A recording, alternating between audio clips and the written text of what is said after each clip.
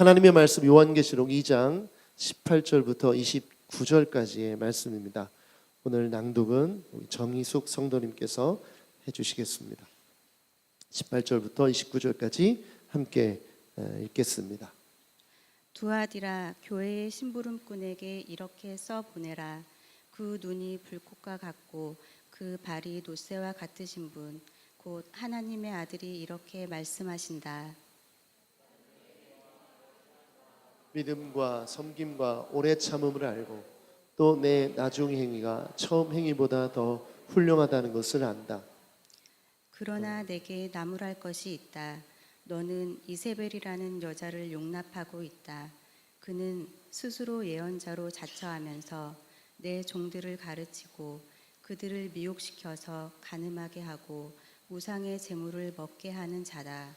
내가 그에게 회개할 기회를 주었으나 그는 자기 음행을 회개하려 하지 않았다. 보아라, 나는 그를 병상에다 던지겠다.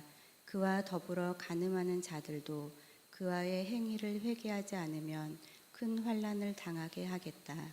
그리고 나는 그의 자녀들을 반드시 죽게 하겠다. 그러면 모든 교회는 내가 사람의 생각과 마음을 살피는 분임을 알게 될 것이다. 나는 너희 각 사람에게 그 행위대로 갚아 주겠다. 그러나 두아디라에 있는 사람들 가운데서 그의 가르침을 받아들이지 않은 사람들, 곧 사탄의 깊은 흉계에 물들지 않은 사람들인 너희 남은 사람들에게 내가 말한다.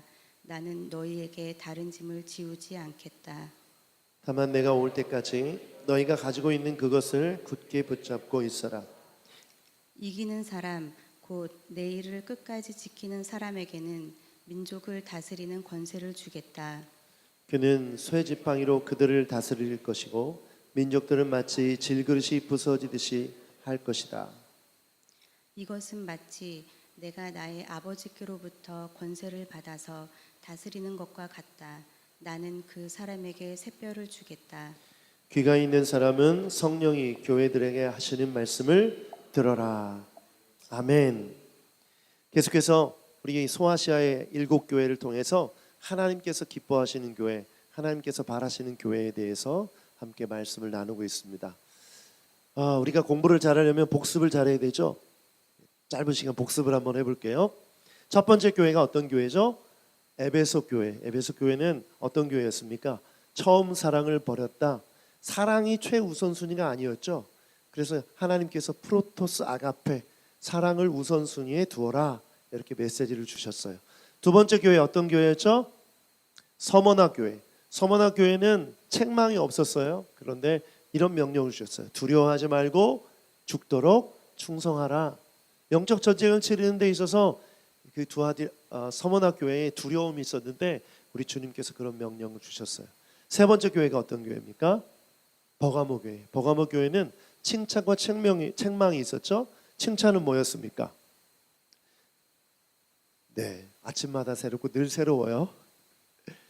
순교자가 있었죠. 누구예요? 순교자의 이름 안디바. 안디바가 순교를 당하는데도 너희는 내 이름을 붙들고 있었다. 믿음을 흔들리지 않았다. 칭찬받았죠. 그리고 책망하셨어요. 뭘 책망하셨어요?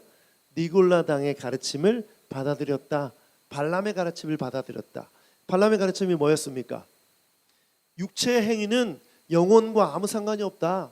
마음대로 살아도 된다. 육체에 짓는 죄, 육체의 음란함, 육체의 쾌락은 영혼과 상관이 없다는 가르침이에요. 근데 그 가르침을 따르는 자들이 있다. 그래서 회개하라고 말씀하셨죠. 이제 오늘 네 번째 두아디라 교회입니다. 이 두아디라 교회를 살펴보기 위해서 이제 두아디라라는 도시를 먼저 알아야 되는데, 이 두아디라라는 도시는 지난주에 나눴던 이 버가모 교회보다 더 내륙에 속해 있어요.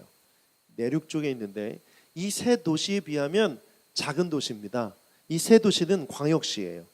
제가 제 고향인 대전광역시, 대구광역시, 부산광역시처럼 인구도 많고 큰 도시입니다.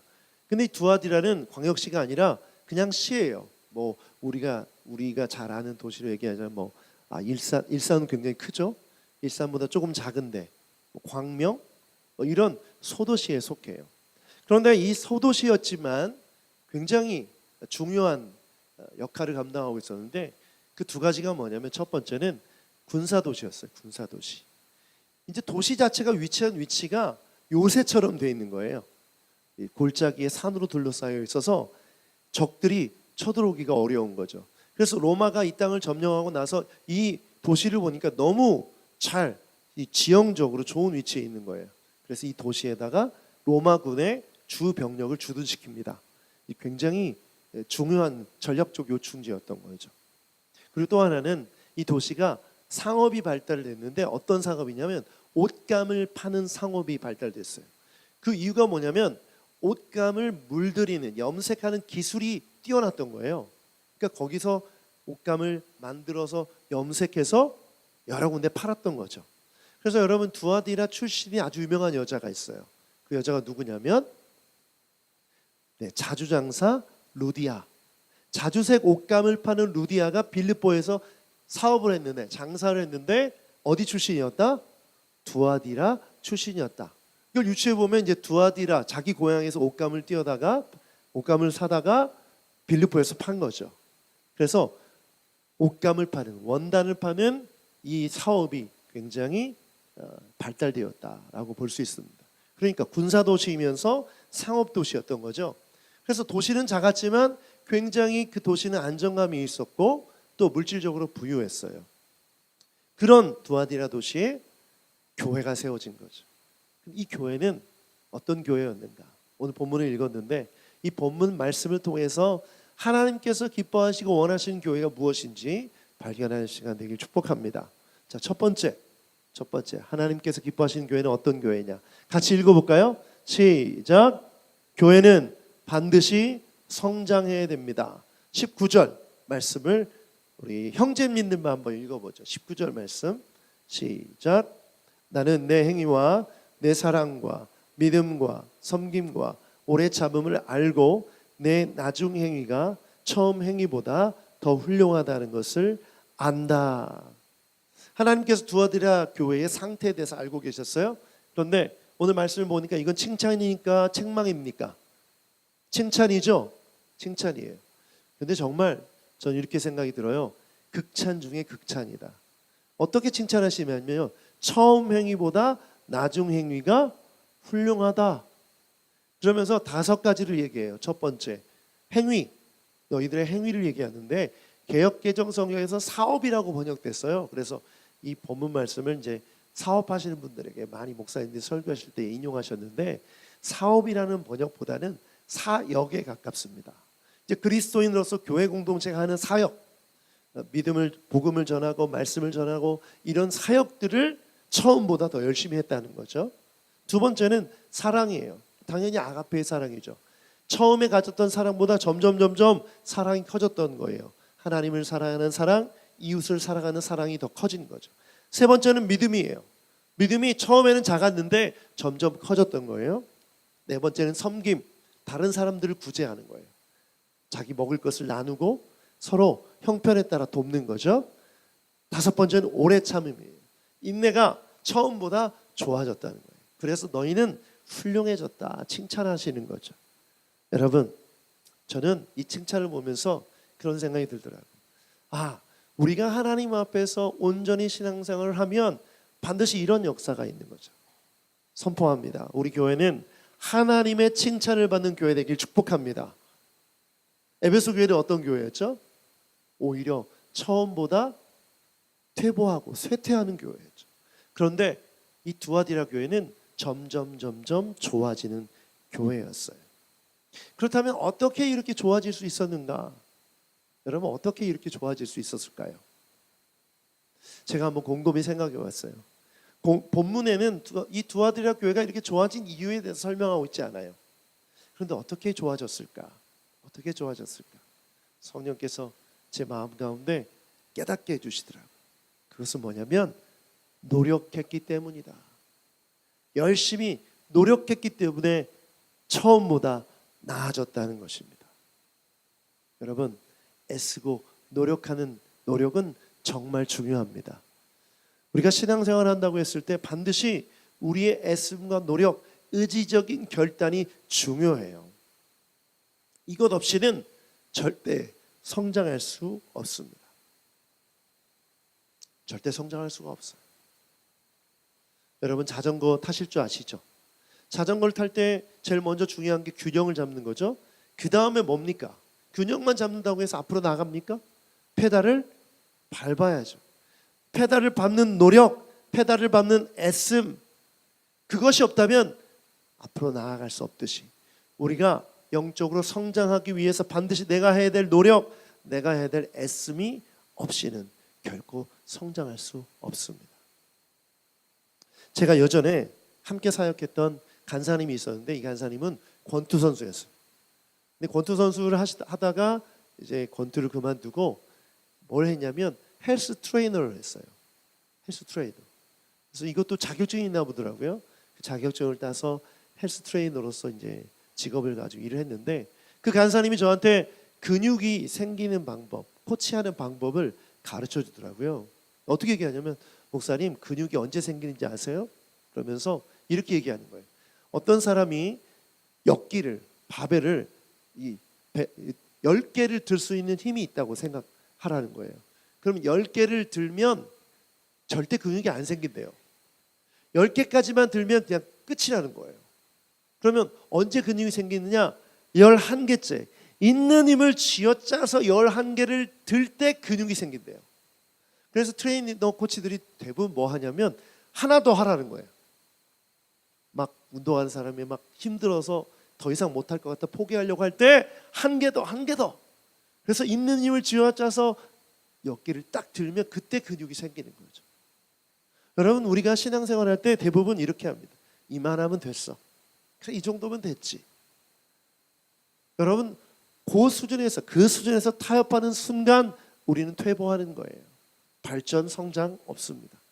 바로 그 순간에 조금 더 애쓰고 노력할 때 우리의 영적인 근력이 키워지고 성장하는 줄 믿습니다.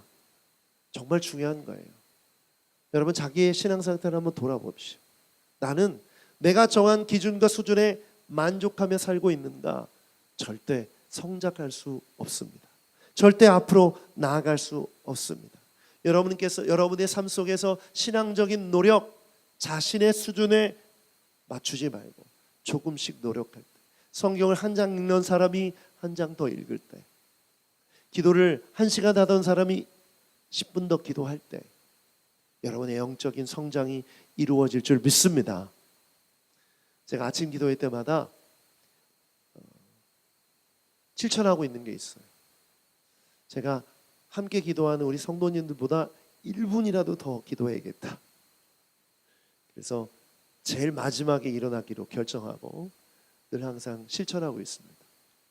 그렇게 하는 이유는 단순해요. 제가 정한 시간에 만족하고 거기에 안주하면 저는 성장할 수가 없죠. 조금 더 기도하기로 애쓰고 노력하는 저의 노력입니다. 그렇다고 해서 뭐 제가 엄청나게 빠른 발전과 성장을 이룬다는 게 아니에요. 적어도 이런 태도가 우리 그리스도인의 기본이 되어야 되는 거죠. 예배를 한 번 드리던 사람이 한 번 더 드리고, 시간을 구별하여 하나님 말씀 앞에 나아가는 시간을 조금씩 늘리고 더 집중하고, 여러분 이런 노력이 있어야만 성장하는 것입니다. 두아디라 교회는 이 노력을 멈추지 않았던 거예요. 조금씩 더 노력했던 것이죠. 히브리서 12장 1절에 이런 말씀이 있어요. 같이 한번 읽어보죠. 시작. 우리에게는 이렇게 많은 믿음의 증인들이 있습니다. 그들의 삶은 우리에게 믿음이 무엇인지 말해주고 있습니다. 그러므로 포기하지 말고 우리 앞에 있는 경주를 열심히 합시다. 우리의 삶 속에서 방해가 되는 것들은 다 없애버리고 우리를 쉽게 올가매는 죄를 벗어버립시다. 아멘. 아멘. 따라합시다. 신앙생활은 믿음의 경주다.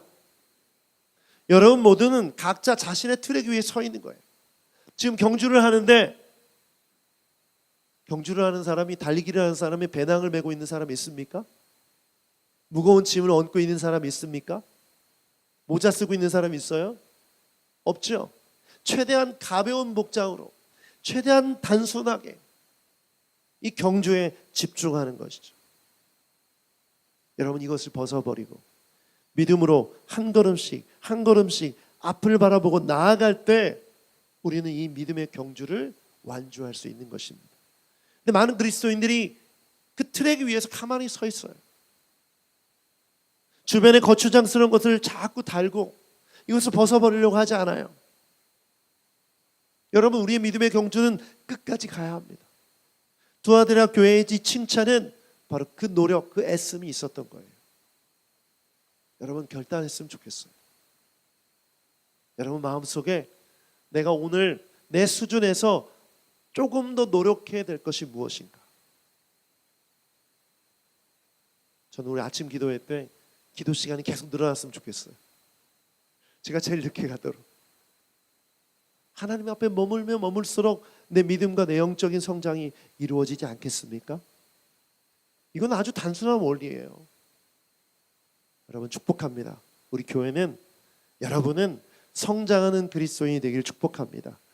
그래서 오늘부터 좀 결단하세요. 성경 통독 90일, 나 그거 못해, 숨막혀, 못할 것 같아. 여기에 머무르면 아무 일도 안 일어나요. 그래, 결단하자. 힘들어도 내가 한번 해봐야지. 여러분, 이런 결정을 할 때 성장할 수 있는 줄 믿습니다. 두 번째 메시지 한번 읽어보죠. 시작. 교회는 이세벨을 용납해서는 안 됩니다. 20절과 21절 같이 한번 읽어보겠습니다. 낭독자님 같이 읽어주십시오. 시작. 그러나 내게 나무랄 것이 있다. 너는 이세벨이라는 여자를 용납하고 있다. 그는 스스로 예언자로 자처하면서 내 종들을 가르치고 그들을 미혹시켜서 간음하게 하고 우상의 제물을 먹게 하는 자다. 내가 그에게 회개할 기회를 주었으나 그는 자기 음행을 회개하려 하지 않았다. 두아디라 교회에 이세벨이라는 여자가 있다. 이제 이 말씀을 보면서 좀 오해하지 말아야 될 게, 이세벨이라는 본명인가 그런 생각을 할 수 있어요. 물론 본명일 수 있겠죠. 그러나 제가 볼 때 요한계시록의 어떤 문맥을 본다면 본명이라기보다는 상징적인 이름이죠. 구약의 이세벨의 남편이 누굽니까? 아합 왕이죠. 북이스라엘을 이단의 우상에 빠지게 하고 그들을 음란한 행위를 하게 했던 핵심이었던 정권의 실세였던 여자예요. 이 이세벨을 상징적으로 여기서 두아디라 교회의 여인을 얘기하고 있는 거죠. 그런데 이세벨이라는 이런 지칭, 호칭을 받은 이 여자가 어떤 여자냐? 자칭 예언자라는 거예요. 자칭 예언자예요. 그리고 사람들을 미혹해서 우상을 숭배하고 음란에 빠지게 했다라고 얘기해요. 그들을 가르쳐서. 이세벨이라는 여자가 어떤 일을 했길래 이렇게 되었을까? 그 생각을 하는데, 이 두아디라 교회의 문제가 뭘까 생각해 봤더니, 이세벨이라는 여자가 있다는 게 문제가 아니라 이 이세벨이라는 여자를 어떻게 했다? 용납했다는 거예요. 단순히 그 존재가 있다는 것을 의미하는 게 아니라 그 여자의 가르침을 받아들였다는 거예요. 배웠다는 거고 따랐다는 걸 의미해요. 얼마든지 교회 공동체 안에 이런 사람이 있을 수 있습니까? 없습니까? 있죠. 있을 수 있어요. 그런데 그 사람을 용납하는 것과 따르는 것은 다른 얘기예요. 우리는 하나님께서 기뻐하시는 건강한 교회는 어떤 교회입니까? 이런 이세벨이라는 여자의 가르침을 용납하지 않는 교회죠. 더 나아가서는 이런 가르침을 배격하고 그 이단적인 가르침을 주는 사람을 교회에서 내쫓아야 됩니다. 거기까지 해야 되는 거죠. 그런데 그렇게 하지 못했어요. 왜 그랬을까? 그 질문을 가지고 제가 연구를 해보니까 이 두아디라라는 도시의 상황 때문에 그래요. 제가 아까 군사도시라고 말씀드렸죠? 또 하나가 상업도시라고 했어요. 뭘 판다고 했습니까? 옷감을 판다고 했어요. 만들고 파는. 그래서 이 두아디라의 특징을 보니까 이 도시에 뭐가 있었냐면 조합이 있었어요. 조합. 길드 들어보셨죠? 상인 조합이 있었던 거예요. 근데 이 상인 조합은 아주 강력한 결속력을 갖고 있었는데 이 상인 조합에 가입하지 않으면 장사를 할 수 없었어요. 당연히 두아디라 교회 교인 가운데 이 장사를 하는 사람들이 있었겠습니까? 없었겠습니까? 있었겠죠. 그런데 이 조합에 가입을 의무적으로 했어야 되는 거죠. 그런데 이 조합이 뭘 했냐면 아폴로 신전에 가서 제사를 지내는 거예요. 두아디라는 도시의 주신이 아폴로 신이었어요. 아폴로가 누구죠? 제우스의 아들이에요. 그래서 이 두아디라 교회를 향한 하나님의 말씀을 선포할 말씀을 보면 18절에 뭐라고 얘기하냐면 곧 하나님의 아들이 이렇게 말씀하시는데 이렇게 말해요. 이게 연관되어 있는 거예요.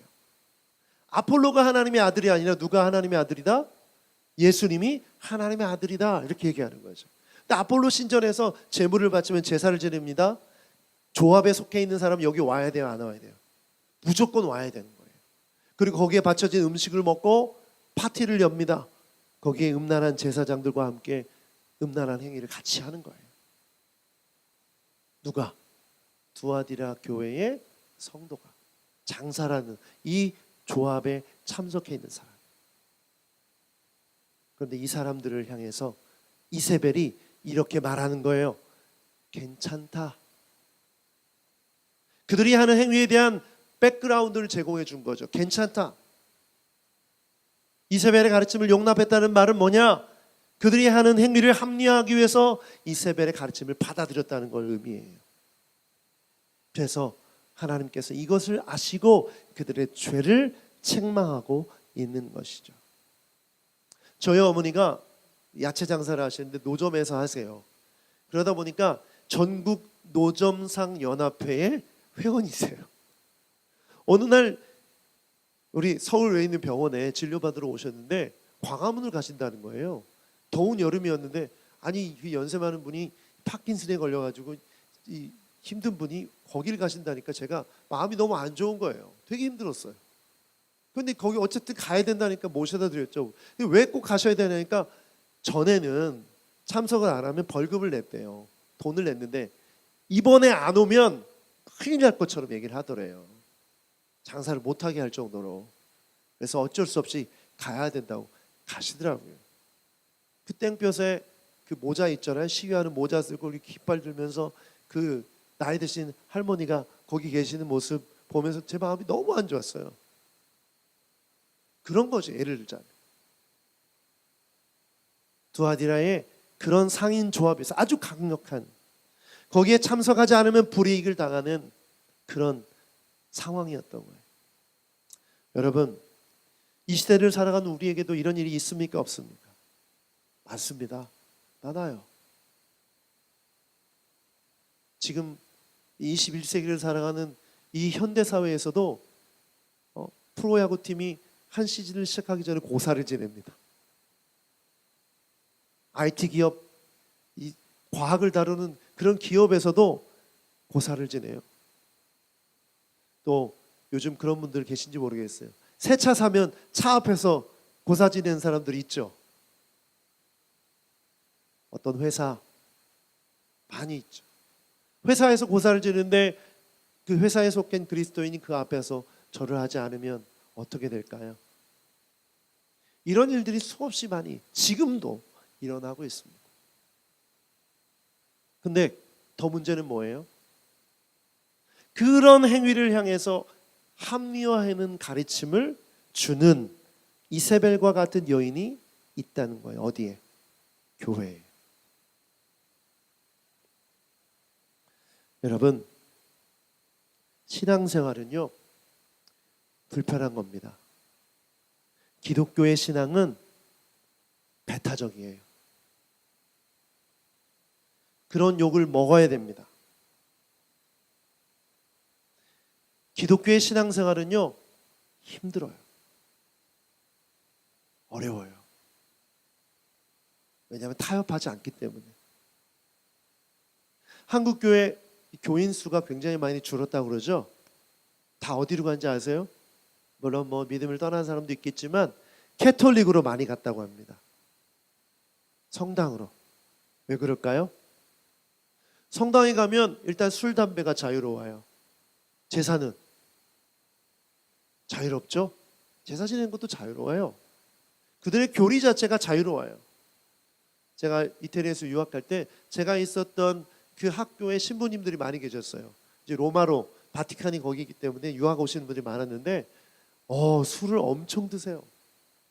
주당이에요, 주당. 이렇게 술 드시는 분들이 없어요. 너무 술을 좋아하세요. 그런데 여러분, 성경은 뭘 경고하고 있죠? 술 취하지 말라. 여러분, 술을 통해서 수많은 죄로 연결되죠. 그러면 우리 교회 공동체가 술 먹지 말라고, 술 취하지 말라고 이렇게 강조하는 이유가 바로 거기에 있는데, 만약 이것을 타협하고 이것을 지지해주는 그런 가르침을 준다면 그런 교회에서는 떠나셔야 됩니다. 또 그런 가르침을 주는 사람이 있다면 이런 사람은 회개해야 됩니다. 교회는 불편한 곳이에요. 제가 전에도 좀 강력하게 말씀드렸죠. 좀 편하게 신앙생활 하고 싶으신 분들은 떠나도 괜찮아요. 근데 보장은 못해요. 천국 가리라는 보장은 못해요. 왜냐하면 거기에 구원의 믿음이 있는지 없는지 저는 모르기 때문에. 하나님이 심판하실 것이지만 분명한 것은 우리에게 주신 메시지, 복음, 이 성경의 진리는 절대 타협할 수 없고 용납할 수 없는 것입니다. 스카이캐슬이라는 미니시리 드라마가 아주 유행이더라고요. 하도 유행이라고 하길래 저도 조금 봤어요. 그랬더니 와, 정말 이 세속적인 가치관에 물든 사람들을 보여주더라고요. 그런데 거기에 보면 이 1회, 2회 때 보면 그 어느 집에 거실을 보여주는데 서로 사랑하라, 내가 너희를 사랑한 것 같이 서로 사랑하라, 그 성경 구절이 보여요. 근데 그 부모가 이 성적 지상주의에 빠져서 아들을 그렇게 닥달하는 거예요. 서울대 보내려고, 서울대 의대를 보내려고. 어느 교회에 갔더니 플랜카드가 붙어 있어요. 대학 입시 수능 100일 기도회. 여러분, 수능 100일 기도회를 왜 합니까? 100일 기도회는요, 우리나라에 있는 샤머니즘 전통에서 온 거예요. 100일이라는 단어는 우리 조상들이 정한수 떠놓고 돌 앞에서 비나이다 100일 동안 치성을 드리면 신이 감동해서 도와준다는 얘기예요. 이런 식의 기도 아직도 하고 있어요. 그런 교회 많습니다. 이런 이 세상에 이 잘못된 것들에 물들어 있는 이 생각과 관념과 이 잘못된 것들을 빨리 제거해내지 않으면 안 돼요. 교회 공동체는 그래서 정말 말씀의 가치를 중요하게 여기고 타협하지 말아야 됩니다. 우리 속에 있는 불순물들과 찌꺼기들을 제거하지 않으면 하나님께서 기뻐하시는 온전한 교회가 될 수 없는 것이에요. 이사야서 1장 25절 같이 한번 읽어보죠. 이사야서 1장 25절 시작. 이제 다시 내가 너를 때려서라도 잿물로 찌꺼기를 깨끗이 씻어내듯 너를 씻고 너에게서 모든 불순물을 없애겠다. 이스라엘 백성들을 향한 하나님의 의지입니다. 이스라엘 백성들이 멸망하기 전에 어떤 죄를 저질렀어요? 하나님의 성전에다 우상을 같이 갖다 놓는 거예요. 예수님이 분명히 말씀하셨죠. 하나님과 돈을 동시에 섬길 수 있다 없다? 없다. 하나님을 섬긴다고 하면서 재물을 섬기고 사람을 섬기고 자기 자신을 섬기는 그런 타협, 그런 불순물을 없애버리겠다고 말씀하십니다. 그러므로 하나님이 기뻐하시는 교회는 어떤 교회인가? 이세벨을 용납하지 않는 교회인 줄 믿습니다. 여러분 생각 속에 이런 생각을 없애버리세요. 우리 교회는 우리 자녀들을 위해서 기도할 거예요. 그러나 100일 기도 같은 건 하지 않을 거예요. 하나님의 복, 하나님의 함께하심, 하나님의 인도하심, 하나님의 비전을 위해서 기도할 거예요. 그런 기도를 합당한 기도입니다. 그런데 마치 우리의 치성이, 우리의 정성이 응답될 거야 이런 식의 샤머니즘적인 것을 용납해서는 안 돼요. 우리 교회, 바른 교회 세웁시다. 하나님의 칭찬은요, 교인 수가 늘어난다고 해서 칭찬하지 않으세요. 우리의 칭찬은 얼마나 하나님의 말씀대로 살아가느냐, 바로 거기에 있습니다. 세 번째, 우리에게 주시는 메시지 읽어보죠. 시작. 교회는 남은 자가 되어야 됩니다. 남은 자가 되어야 됩니다. 24절부터 25절 두 구절 말씀을 함께 읽겠습니다. 함께 같이 낭독자가 읽겠습니다. 시작. 그러나 두아디라에 있는 사람들 가운데서 그의 가르침을 받아들이지 않은 사람들 곧 사탄의 깊은 흉계에 물들지 않은 사람들인 너희 남은 사람들에게 내가 말한다. 나는 너희에게 다른 짐을 지우지 않겠다. 다만 내가 올 때까지 너희가 가지고 있지 않는 그것을 굳게 붙잡고 있어라. 아멘. 너무나 감사한 것은요, 두아디라 교회 전체가 이세벨의 가르침을 따르지 않았다는 거예요. 그 중에 남은 사람들이 있었던 거예요. 근데 이들을 향해서 이런 표현을 합니다. 사탄의 흉계에 물들지 않은 사람들. 오늘 설교 제목이 물들지 않은 사람들이에요. 이 사람들이 남은 사람들이다. 제가 아까 이 두아디라의 특징에 대해서 말씀드렸죠. 옷감을 염색하는 그런 기술이 발달되어 있다. 그렇기 때문에 물들지 않는다는 표현은 굉장히 와닿는 표현이에요.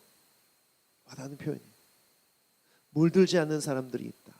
그 남은 사람들은 내가 그들과 함께, 그들이 나와 함께 다스리는 권세를 주겠다. 여러분 모두 이 축복을 받게 되길 축복합니다. 남은 자가 되길 축복합니다. 그러면 남은 자가 되려면 어떻게 해야 되는가? 오늘 세 가지 말씀을 주세요. 첫 번째, 회개하라. 회개하라. 이 세상에 물든 죄를 회개하라. 이 메시지는 남은 자들에게만 주는 메시지입니까? 아닙니까? 그렇죠. 이세벨의 가르침을 따르던 사람들도 회개하라는 거예요. 그러면 내가 용서해 주겠다. 여러분, 우리가 이 세상을 살면서 이 세상의 물에 들 수 있습니까? 없습니까? 들 수 있어요.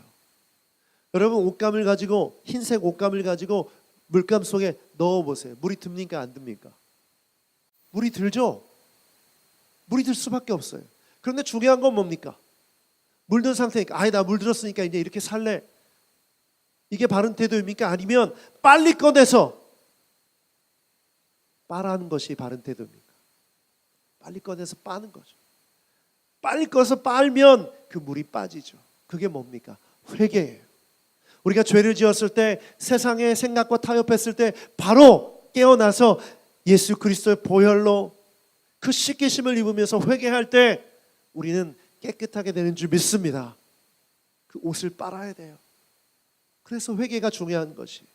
그래서 하나님께서 우리에게 날마다 회개할 기회를 주시는 것입니다. 천국에 보면 14만 4천이 무슨 옷을 입고 있어요? 흰 옷을 입고 있죠. 예수 그리스도의 피에 그 옷을 빤 사람들. 할렐루야. 여러분, 이것이 복음이에요. 여러분, 죄에 대한 분명한 태도가 필요해요. 우리는 죄질 수밖에 없어요. 세상의 물에 들 수밖에 없어요. 그런데 물들었으니까 그냥 이렇게 살래? 절대 안 됩니다. 정신 차리고 깨어서 회개할 때, 그리스도의 피에 그 옷을 빨 때 우리는 정결케 깨끗하게 희게 되는 줄 믿습니다. 우리의 태도 분명하게 해야 됩니다. 두 번째는 굳게 붙잡고 있어라. 언제까지? 종말 때까지. 예수님이 다시 오실 때까지 굳게 붙잡고 있어라. 무엇을? 예수 그리스도의 이름을, 믿음을 붙들고 있어라. 여러분, 믿음 놓칠 수 있습니까? 없습니까? 놓칠 수 있어요. 정신 차리고 붙들어야 됩니다. 400m 계주를 하는데 1등으로 들어왔어요. 그런데 손에 뭐가 없으면, 바통이 없으면 뭡니까? 실격이죠. 우리가 열심히 한다고 신앙생활 한다고 했는데 우리 손에 뭐가 없어요? 예수 그리스도의 이름이 없다면 천국 갑니까? 못 갑니까? 못 가요. 열심히 한다고 했는데 예수 그리스도를 믿는 믿음이 없어, 바통이 없어, 실격이에요. 그게 성경에 너무 많이 나오죠. 축복합니다. 여러분 모두는 그리스도의 이름을 끝까지 붙들길 축복합니다. 끝까지. 놓치면 절대 안 돼요. 세 번째, 내 일을 끝까지 지켜라. 내 일은 뭡니까? 따라합시다. 내 일은 사명이다. 예수님께서 우리에게 맡겨준 사명이 뭡니까? 마태복음 28장 18절부터 한번 읽어보죠. 이 사명을 읽을 수 있어요. 같이 한번 읽어보겠습니다. 마태복음 28장 18절 시작. 예수께서 다가와서 그들에게 말씀하셨다. 나는 하늘과 땅의 모든 권세를 받았다. 그러므로 너희는 가서 모든 민족을 제자로 삼아서 아버지와 아들과 성령의 이름으로 세례를 주고 20절 내가 너희에게 명령한 모든 것을 그들에게 가르쳐 지키게 하여라. 보아라, 내가 세상 끝날같이 항상 너희와 함께 있을 것이다. 아멘. 아멘. 여러분, 이 사명을 반드시 행해야 됩니다. 끝까지. 내 일을 끝까지 지켜. 이 두아디라 교인들 가운데 열심히 장사해서 사업해서 돈 버는 사람들이 있었어요. 그런데 돈 버는 것이 너희들의 사명이 아니라 뭐가 사명이다? 내가 너에게 맡겨준 일, 땅끝까지 이뤄 복음을 전하고 많은 사람들에게, 잃어버린 영혼들에게 가르쳐 지키게 하는 것, 성령의 이름으로 세례를 주는 것, 그것이 내가 너에게 맡겨준 일이다. 그 사명을 하는 것이 중요하다. 우리 청년들, 직업이 중요합니까? 그렇지 않아요. 어떤 일이든 괜찮아요. 그 일을 통해서 사명을 감당할 수 있느냐가 중요한 거예요. 이미 직업을 갖고 열심히 직장 생활하는 여러분, 먹고 사는 문제 중요하죠. 그러나 그 일 때문에 일합니까? 아닙니다. 우리는 사명 때문에 일하는 사람들인 줄 믿습니다. 그러므로 여러분의 직장이 선교지예요. 여러분의 관계가, 여러분의 가정이 선교지예요. 거기서 주님의 사명을 감당할 때 우리는 하나님께서 기뻐하시는 교회가 될 줄 믿습니다. 그래서 사명이 없는 교회는 죽은 교회, 사명이 없는 교회, 더 이상 존재 가치가 없는 거죠. 교인 수가 얼마나 큰지, 건물이 있는지 없는지, 목사가 몇 명인지 아무 상관이 없습니다. 그 교회가 이 사명을 잃어버렸다면 죽은 교회. 그 교회가 이 믿음의 바통을 놓쳤다면 죽은 교회.